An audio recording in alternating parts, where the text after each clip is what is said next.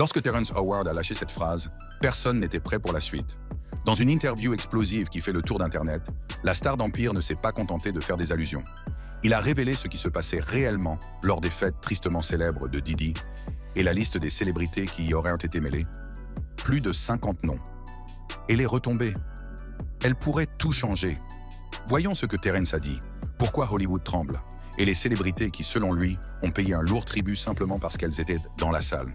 Les révélations explosives de Terrence Howard. En avril 2025, lors d'une interview franche sur le PBD podcast animé par Patrick Bet-David, Terrence Howard a lancé certaines des accusations les plus directes contre Diddy que nous ayons vues de la part d'une célébrité de premier plan. Cette interview est devenue virale, notamment en raison des graves problèmes juridiques auxquels Diddy est confronté. Howard, connu pour ses rôles dans des productions à succès telles que Empire et Iron Man, a parlé sans détour de ses propres rencontres désagréables avec Diddy et a fait des affirmations plus générales sur ce qui est arrivé aux célébrités qui ont participé à ces fameux rassemblements. Monsieur Howard a commencé par évoquer les problèmes de santé mentale auxquels sont confrontées de nombreuses célébrités, en faisant référence à des personnalités telles que Philip Seymour Hoffman et Heath Ledger. Mais son commentaire a pris une tournure choquante lorsqu'il a parlé de ce qu'il a appelé « perdre sa carte d'homme », ce qui semble être sa façon de décrire le fait de compromettre son intégrité pour faire avancer sa carrière. La partie la plus explosive de l'interview de Howard a été lorsqu'il a directement relié ses idées aux soirées de Diddy, affirmant que les célébrités qui participaient à ces événements compromettaient leurs valeurs d'une manière qui leur causait des dommages permanents sur le plan spirituel et psychologique. Howard ne s'est pas arrêté là. Il a ensuite mentionné spécifiquement Justin Bieber comme quelqu'un qui pourrait être en train de lutter contre les conséquences de ce qui s'est passé lors de ces événements. Howard a ensuite fait part de son expérience personnelle avec Diddy, affirmant que le magnate de la musique l'avait invité sous le prétexte de l'aider à jouer la comédie, mais qu'il avait peut-être d'autres intentions. Cette histoire représente l'une des accusations les plus directes contre Diddy de la part d'une grande célébrité. Mais ce qui rend les affirmations de Howard particulièrement significatives, c'est le moment où elles sont formulées. Elles interviennent alors que Diddy est confronté à de graves problèmes judiciaires, notamment des accusations de trafic sexuel, de racket et d'agression sexuelle. Selon Yahoo Entertainment, Diddy est actuellement incarcéré au Metropolitan Detention Center de Brooklyn, dans l'attente de son procès, prévu pour le 5 mai 2025. Ces recours juridiques ajoutent du poids et du contexte aux allégations de M. Howard. Comme le rapporte le magazine People, Diddy est accusé d'avoir recruté des victimes pour des actes sexuels commerciaux et d'avoir organisé des freak-offs avec des travailleurs du sexe masculin. Ses représentants ont affirmé qu'il s'agissait de relations consensuelles et non de coercition. Pour comprendre le contexte des révélations de Howard, il convient de noter qu'il semble y avoir des antécédents entre les deux hommes. En 2015, Page Six a rapporté que Diddy avait interdit à ses fils d'apparaître dans l'émission Empire de Howard en raison d'un différend sur les droits musicaux. Ce conflit passé peut fournir un contexte supplémentaire à la volonté de Howard de s'exprimer. Ce qui est particulièrement remarquable dans les affirmations de Howard, c'est qu'elles sont prises au sérieux par les médias. Ces allégations ont été régulièrement rapportées par de nombreux médias, dont Yahoo Entertainment, The Root, TMZ et d'autres, ce qui laisse supposer qu'il s'agit de quelque chose de plus que de simples rumeurs. Cependant, il est important de noter que Howard a l'habitude de faire des déclarations controversées. Il a déjà fait la une des journaux pour des affirmations scientifiques inhabituelles, comme celle selon laquelle 1 fois 1 égale 2 au lieu d'1. Ces antécédents peuvent amener certains à mettre en doute sa fiabilité sur d'autres sujets, bien que ces allégations à l'encontre de Diddy soient précises et de première main. Les affirmations de M. Howard renvoient également à un problème plus large au sein d'Hollywood, à savoir la culture présumée de la compromission morale pour l'avancement de la carrière. Au cours de l'interview, il a critiqué les célébrités féminines qui échangent leur corps pour obtenir un rôle, affirmant qu'elles obtiennent des succès comme les Oscars au détriment de leurs valeurs.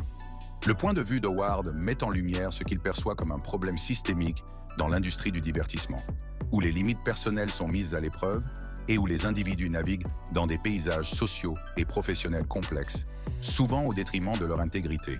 Il est intéressant de noter que Howard n'est pas le seul à faire des déclarations sur les soirées de Diddy.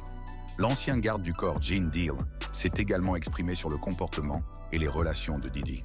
Dans une interview séparée sur le PBD podcast en juillet 2024, Deal a décrit Diddy comme « touchy-feely » lors des fêtes, notant des interactions avec des femmes et des hommes. Mais les allégations de M. Howard ne se limitent pas à une simple description du comportement. Elles suggèrent que la participation à ces soirées a eu des conséquences négatives durables pour de nombreuses célébrités, y compris certains des plus grands noms de l'industrie. Ces allégations ont suscité d'intenses spéculations sur les célébrités qui ont pu être affectées par leurs expériences lors de ces événements. La liste des invités de marque et les démentis. Les soirées de Diddy, en particulier les White Party organisées de 1998 à 1909, étaient autrefois considérées comme le summum de la scène sociale de l'élite hollywoodienne. Ces fêtes somptueuses attiraient des célébrités des secteurs de la musique, du cinéma et de la mode. Toutefois, depuis l'arrestation de Combs en septembre 2024 pour trafic sexuel et racket, ces soirées font l'objet d'un examen minutieux. Selon la BBC, les White Parties de Diddy étaient des événements glamour organisés dans des lieux tels que les Hamptons, Los Angeles et Miami. De nombreuses célébrités y assistaient et elles étaient réputées pour leur exclusivité et leur luxe. Cependant, tous les événements organisés par Diddy n'étaient pas identiques et il est important de faire la distinction entre ces White Parties publiques et les freak-offs présumés qui sont aujourd'hui au centre d'allégations juridiques. Sur la base des rapports des médias, des photographies et des déclarations publiques, nous pouvons identifier de nombreuses célébrités qui ont participé aux soirées de Diddy au fil des ans. Il est essentiel de noter que la participation à ces événements n'implique pas d'implication dans les fautes présumées et que de nombreuses célébrités ont assisté à ce qui était, à première vue, des rassemblements standards de l'industrie. Selon US Magazine, plusieurs célébrités ont confirmé leur participation aux soirées de Diddy, tandis que d'autres ont ouvertement parlé de leurs expériences. Justin Bieber, que Howard a spécifiquement mentionné dans son interview, a été invité à plusieurs événements organisés par Diddy. Ce lien est d'autant plus remarquable que Howard affirme que Bieber lutte contre les conséquences de ses expériences. Mariah Carey a assisté à la White Party 2007 à East Hampton, comme l'a rapporté la BBC. Tommy Lee et Busta Rhymes ont également participé à cet événement. Paris Hilton était présente à la White Party de 2006, selon Getty Images, cité par la BBC. Kim Kardashian a également été photographiée à cette occasion. Jennifer Lopez, l'ancienne petite amie de Diddy, a souvent participé à ces réunions au fil des ans. Leur relation ajoute une autre couche à la controverse, car les fans ont récemment déterré un clip de 2015 de l'émission de Wendy Williams, où la mère de Lopez, Guadalupe, a réagi de manière inconfortable à l'idée que sa fille ravive une romance avec Diddy. Jay-Z et Beyoncé étaient également des invités réguliers des événements très médiatisés organisés par Diddy, où ils sortaient parfois de la musique, selon la BBC. Ashton Kutcher a décrit sa participation aux fêtes de Diddy dans une interview qui a refait surface, comme le rapporte US Magazine. Sa description suggère qu'il s'agissait d'événements particulièrement sauvages. Khloé Kardashian s'est souvenue d'une fête organisée par Diddy à Las Vegas, où la moitié des gens avaient né les fesses nues, selon US Magazine. Cette description suggère qu'au moins certaines des soirées de Diddy avaient une atmosphère plus osée que les événements habituels de l'industrie. Russell Simmons a participé à de nombreuses White Parties, notamment en 2004 et 2007, comme l'indique la BBC. Usher, qui a vécu avec Diddy dans les années 90, a participé à plusieurs soirées et a parlé de son expérience, selon US Magazine. Parmi les autres célébrités dont la présence a été documentée lors de diverses fêtes blanches, on peut citer Al Sharpton, LL Cool J, Aretha Franklin, Betsy Johnson, Donald Trump, Demi Moore, Russell Brand, Star Jones et Martha Stewart, pour ne citer qu'eux.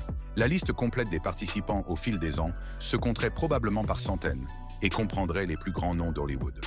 Toutefois, il est essentiel de noter que toutes les célébrités associées à Diddy n'ont pas participé à ces soirées et que certaines ont explicitement nié toute implication.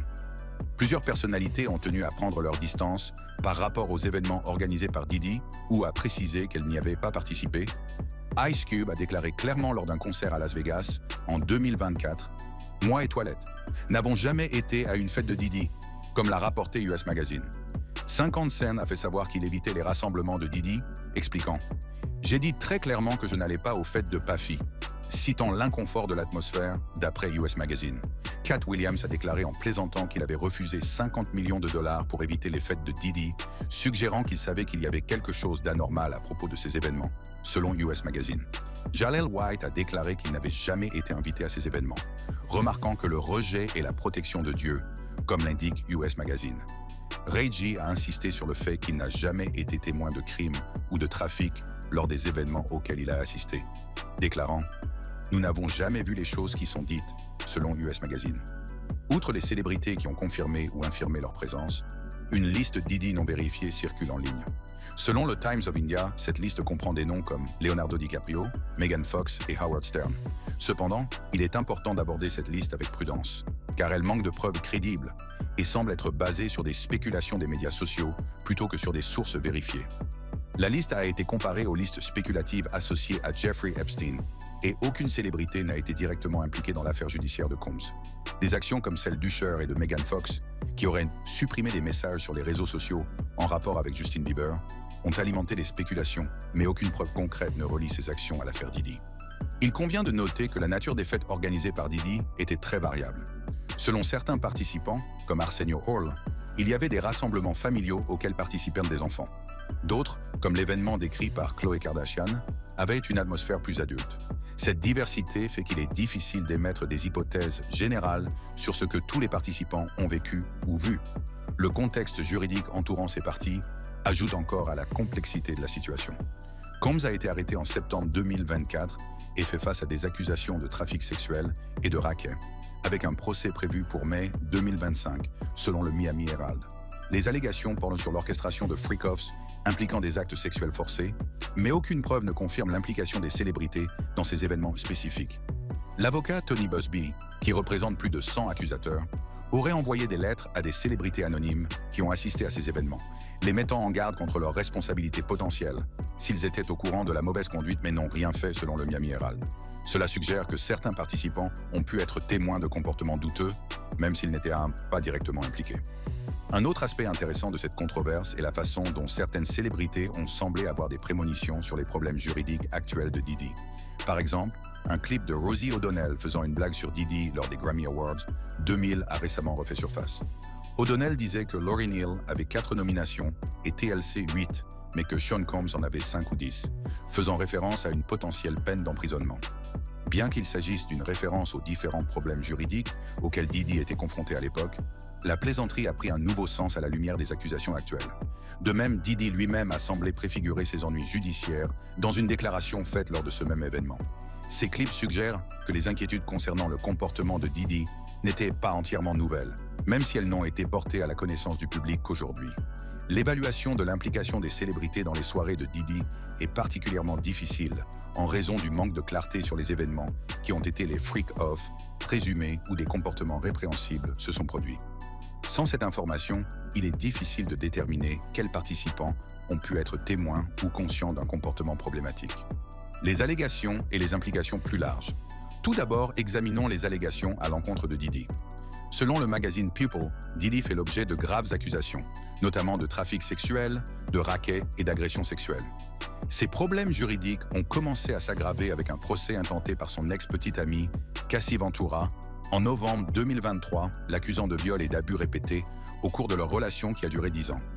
D'après les informations disponibles auprès de BBC News, au moins 16 personnes ont publiquement accusé Combs d'avoir fait des avances non désirées ou de s'être livré à des comportements sexuels répréhensibles. Ces accusateurs sont les suivants: Cassie Ventura, qui allègue avoir été violée, victime de trafic sexuel, d'abus physiques et d'avoir été contrainte de participer à des freak-offs sous l'emprise de la drogue entre 2007 et 2018. Joy Dickerson-Neal, qui affirme avoir été droguée et agressée sexuellement en 1991. Lisa Gardner, qui a prétendu avoir eu des relations sexuelles forcées avec Combs à l'âge de 16 ans en 1990. Rodney Jones Jr., Lil Rod, qui affirme avoir été victime de harcèlement sexuel et avoir été forcé de travailler alors que Combs était nu. Crystal McKinney, qui affirme avoir été droguée et forcée à pratiquer une fellation dans un studio d'enregistrement en 2003. April Lampros, qui affirme avoir subi de multiples agressions sexuelles entre 1995 et 2000. Plusieurs autres personnes, dont Adria English, Dawn Richard, Talia Graves, Ashley Parham, Brianna Bongolan, Yinka Adeshina, Kendra Hafone, Cindy Rueda, Derek Lee Cardello-Smith et Grace O'Marcaigh. Outre ces accusateurs, l'avocat Tony Buzbee a déclaré représenter 120 accusateurs, dont 60 hommes et 60 femmes, 25 d'entre eux étant mineurs au moment des faits allégués. Selon PBS News, certaines plaintes concernent des enfants âgés d'à peine 9 ans. Les allégations les plus graves concernent ce que Diddy aurait appelé des freak-offs, des événements au cours desquels des personnes auraient été contraintes à des actes sexuels, parfois sous l'emprise de drogue. Selon Yahoo, des perquisitions fédérales dans les propriétés de Diddy ont permis de découvrir ce que les enquêteurs ont appelé des fournitures de freak-off, notamment des stupéfiants, et plus de 1000 bouteilles d'huile pour bébé. Diddy a toujours nié toutes les allégations, son équipe juridique les qualifiant de sans fondement et faisant partie d'un cirque médiatique irresponsable. Il a plaidé non coupable aux accusations fédérales en septembre 2024 et attend actuellement son procès. Les affirmations de Howard concernant son expérience personnelle avec Diddy s'ajoutent à ce modèle de mauvaise conduite présumée. Le fait que Diddy l'ait invité, sous prétexte de lui donner des cours de théâtre, pour ensuite se comporter d'une manière que l'assistante de Howard a interprétée comme un intérêt sexuel, correspond à d'autres accusations selon lesquelles Diddy aurait utilisé sa position pour faire des avances non désirées. Ce qui rend le témoignage de Howard particulièrement significatif, c'est qu'il est l'une des premières grandes célébrités à accuser publiquement Diddy d'avoir eu un comportement inapproprié à son égard. Cela ajoute de la crédibilité au récit plus large de l'inconduite, suggérant que le comportement présumé de Diddy ne se limitait pas à des personnes moins puissantes dans l'industrie. Les affirmations plus générales de Howard concernant l'impact des faits de Diddy sur les participants sont plus difficiles à vérifier, mais rejoignent les préoccupations exprimées par d'autres. L'affirmation selon laquelle les célébrités qui ont participé à ces événements ont perdu leur carte d'homme et se sont débattues avec les séquelles psychologiques suggère que ces rassemblements ont pu impliquer des activités qui ont laissé des traumatismes durables. Pour mieux comprendre le parcours de Diddy et la culture qui entoure ces fêtes, il convient d'examiner les témoignages de ceux qui l'ont bien connu, comme son ancien garde du corps Gene Deal. Deal, qui a travaillé en étroite collaboration avec Diddy dans les années 1990, a donné des indications sur la vie et le comportement de Diddy à ses débuts lors d'interviews sur le PBD Podcast. En juillet 2024, Deal a décrit Diddy comme quelqu'un qui n'était pas facile, mais qui savait à qui s'en prendre et à qui ne pas s'en prendre. Deal a également donné des détails sur les débuts de la carrière de Diddy, notant qu'en 1990, avant qu'il ne devienne riche, Diddy organisait principalement des fêtes et travaillait pour Uptown Records. À cette époque, selon Deal, Diddy conduisait une Volkswagen Cabriolet et était loin du style de vie tape à l'œil qu'il adopterait plus tard. Deal a mentionné que des personnalités comme le trafiquant de drogue Alpo ont reconnu très tôt le potentiel de Diddy, notant que Alpo a dit lui-même que Puff allait devenir quelqu'un. Interrogé sur ce qu'Alpo voyait en Diddy, Deal a suggéré que c'était l'ardeur et le dynamisme, l'ambition. Deal a également précisé qu'au début des années 1990, Diddy n'était pas impliqué dans le trafic de drogue, déclarant « Il ne vend pas de drogue, il ne vend pas de coke, il ne vend rien. Non, il ne fait pas ça. » Selon Deal, Diddy se concentrait plutôt sur la vente de soirées et sur l'apport d'une saveur de rue à l'industrie musicale. Deal a également parlé du meurtre de Biggie Smalls, suggérant que Diddy disposait d'informations sur cet événement tragique qu'il n'a pas partagé. Dans une autre interview accordée au PBD Podcast, Deal a indiqué que la mère de Biggie, Voletta Wallace, connaissait la vérité sur le meurtre de son fils et n'avait jamais fait confiance à Diddy. Les récits de Deal permettent de comprendre l'ascension de Diddy dans l'industrie et les relations complexes qu'il a entretenues. Bien que les déclarations de Deal sur le meurtre de Biggie soient spéculatives, elles contribuent au récit de la controverse qui entoure Diddy. Les implications des révélations de Howard et des allégations plus larges contre Diddy vont au-delà du comportement d'un seul individu.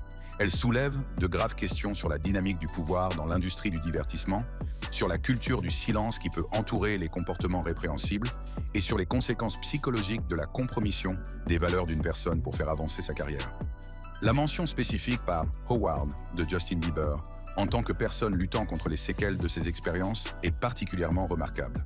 Les liens entre Bieber et Diddy ont commencé dès son plus jeune âge, avec des vidéos montrant Diddy s'intéressant très tôt à la carrière de Bieber. Si les implications de Howard sont exactes, cela soulève des questions troublantes sur la vulnérabilité des jeunes stars de l'industrie. L'affaire met également en lumière la nature complexe des cercles sociaux des célébrités. De nombreux grands noms du monde du spectacle ont participé aux soirées organisées par Diddy au fil des ans. Mais cela ne signifie pas nécessairement qu'ils étaient au courant de l'inconduite présumée ou qu'ils y ont participé.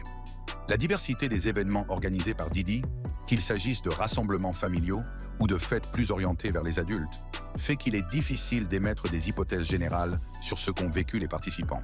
Ce qui est clair, c'est que les retombées de ces allégations continuent de se répercuter sur Hollywood. À mesure que d'autres célébrités comme Howard racontent leur expérience et que le procès de Diddy progresse, nous pourrions assister à de nouvelles révélations qui modifieront notre compréhension de cette période de l'histoire du divertissement. La volonté de M. Howard de s'exprimer, malgré les conséquences professionnelles potentielles, représente un moment important dans cette histoire. Ces déclarations s'ajoutent à un nombre croissant de preuves, suggérant que les soirées de Diddy ont pu être des lieux d'exploitation et d'inconduite, avec des conséquences durables pour ceux qui y ont participé. Alors que cette histoire continue de se développer, il est important de l'aborder à la fois avec sérieux et nuance, en reconnaissant la gravité des allégations, tout en veillant à ne pas faire de suppositions infondées sur des personnes, en se basant uniquement sur leur association avec Diddy. Si vous avez trouvé cette vidéo instructive, cliquez sur l'une des cartes de votre écran pour voir d'autres vidéos de ce type.